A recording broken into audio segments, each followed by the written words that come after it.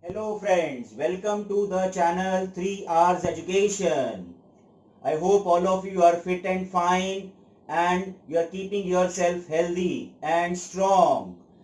Friends, today we are going to talk about chapter 1 of class 9 Geography, India size and location.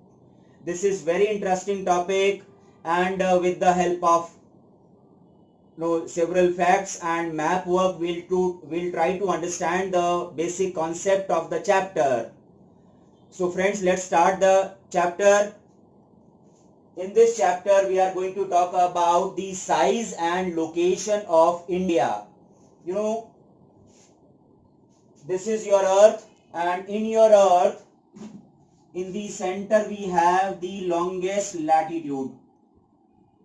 Okay, latitudes and longitudes are imaginary lines, you all know. Okay, so this is your 0 degree longest or greatest latitude, greatest circle, which is your equator, right?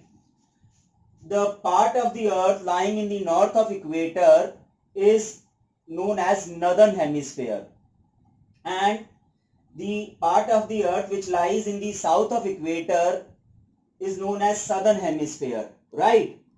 And India's location is somewhere here.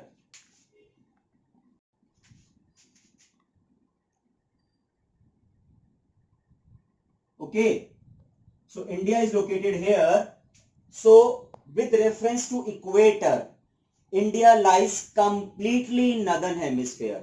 Okay, one more thing, you know, the lines which are horizontal are latitudes, and the vertical lines which joins both the poles are longitudes. So we have drawn imaginary line that is 0 degree longitude, which is also known as prime meridian. It passes through the Greenwich Observatory at London in England. This is 0 degree prime meridian, 0 degree longitude. So with reference to this 0 degree longitude, India completely lies in the eastern hemisphere. So in a way we can say that India lies in the northern and eastern hemisphere. Okay, northern hemisphere with reference to equator and eastern hemisphere with reference to prime meridian. Now, why I am discussing this? Because this understanding will help us in remembering and learning the latitudinal and longitudinal extent of India. So according to this, in the south of India, this equator is there. Okay, so somewhere here we have 0 degree equator, and degrees are increasing from this region towards north. Okay, I am talking about latitudinal lines. Because of that, it is very easy to remember the mainland of India's southern latitudinal extent is 8 degree 4 minutes north. I am writing capital N. Why I am writing north here? Because with reference to equator, whole India lies in the north. Okay, and degrees are increasing here, 8 degree, then 10 degree, 12 degree, like this. So northern extreme of India, we have latitudinal extent is 37 degree 6 minutes north.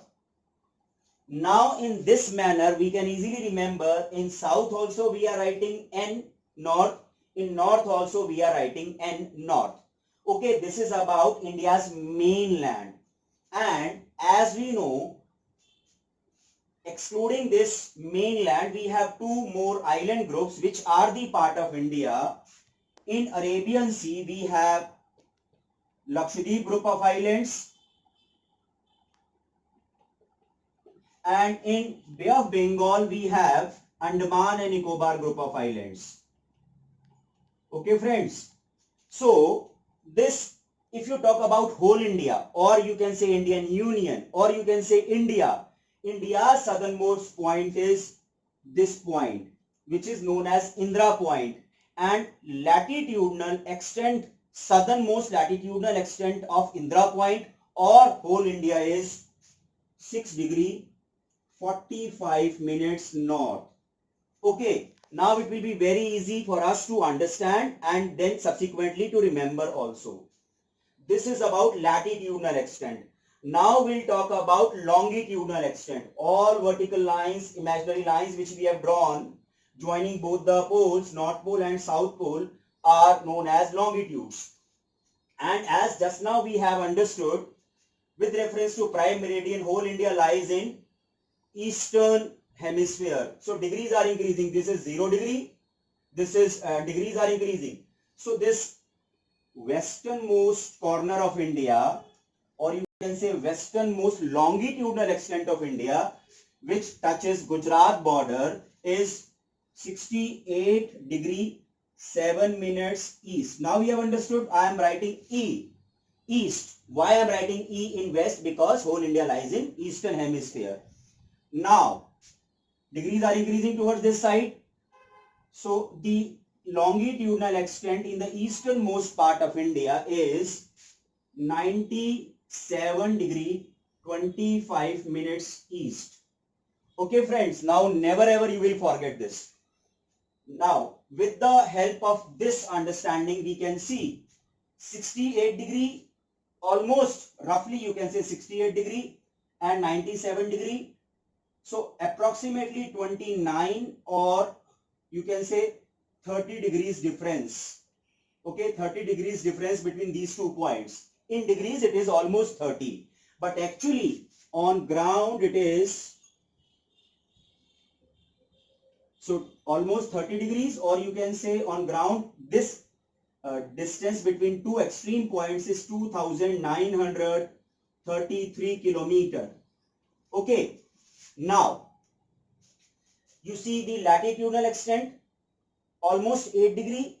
This is almost 37 degree. So again 29 degree, or you can say 30 degree difference. In degrees it is 30, and on ground in kilometer it is 3214 kilometer. I repeat, 3214 kilometer. Why this variation is there we'll discuss later, but first of all we'll try to understand the location first. Okay, now continent wise whole India lies in Asia continent. Hemisphere wise we have discussed why we call it in it is located in northern hemisphere, and why do we call it is located in eastern hemisphere. Okay, now the important points regarding these water bodies. In the south of India we have Indian Ocean, and actually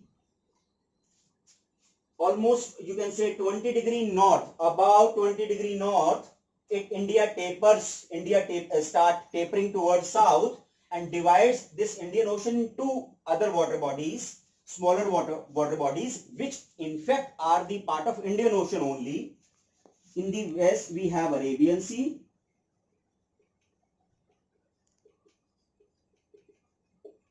and in the east we have Bay of Bengal.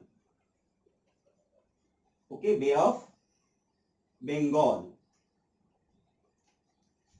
And as a matter of fact, in Arabian Sea we have this group of island which is Lakshadweep group of island.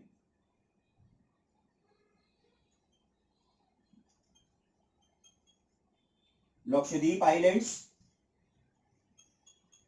And in Bay of Bengal, this island is Andaman and Nicobar Islands.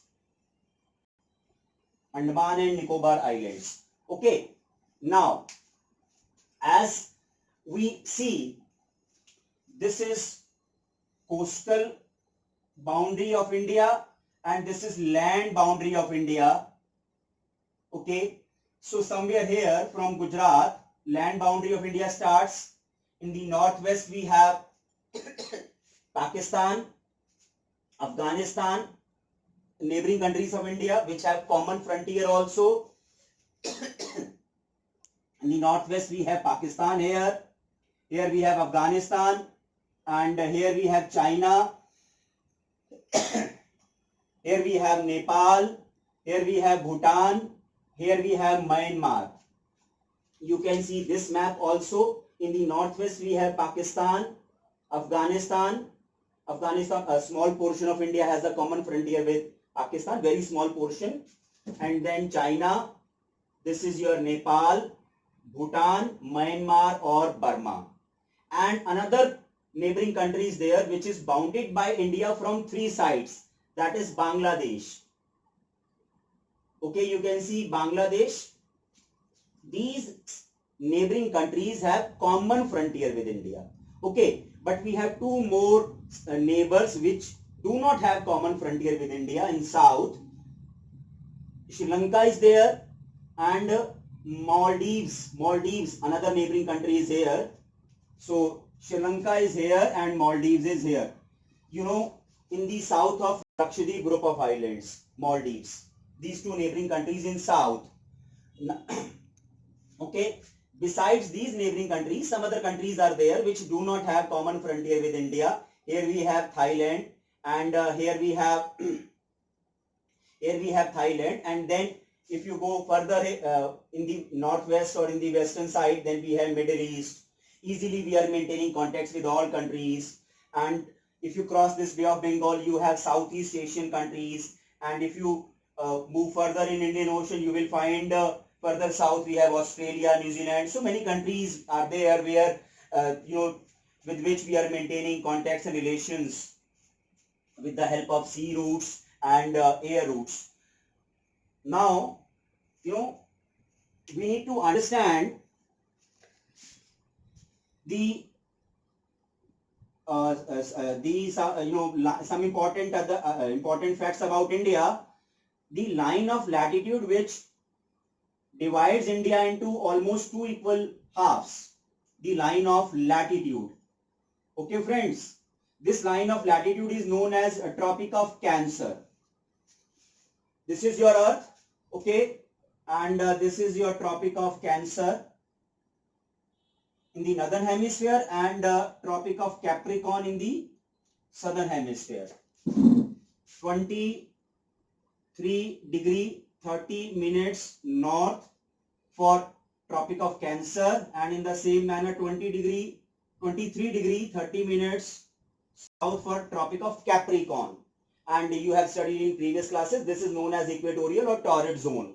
So I mean to say that when you talk about Tropic of Cancer, okay, 23 degree 30 minutes north, so you come to know that this part, southern half of India lies in tropical zone, equatorial zone, torrid zone, and northern half lies in subtropical zone, or you can say temperate zone. So your previous understanding is helping you in understanding of this particular concept. Okay, now we will conclude that whatever we have covered in today's video, because it is taking too long, so remaining topics we'll do in the next video. Today we have talked about latitudinal and longitudinal extent. Okay, latitudinal extent we have done, longitudinal extent we have done. With reference to equator and prime meridian, its location, India's location. Then we have talked about two islands of India. Then we have talked about neighboring countries of India.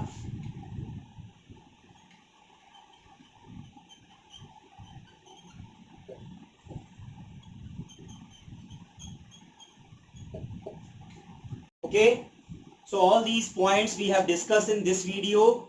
I hope you have understood all the concepts properly, and remaining topics we'll do in the next video. Subscribe the channel 3 Hours Education for all upcoming videos, and like the video, and give your comments in the comment box, whatever you feel about it, or whatever other, if any other topic is there you want me to discuss in my videos, or you feel they are difficult for you, because in the beginning, if you understand all the concepts of regarding size and location of India, remaining chapters would be very easy for you in your 9th class. Okay, so thank you very much, my dear friends. Stay healthy, keep yourself fit and fine. God bless you all.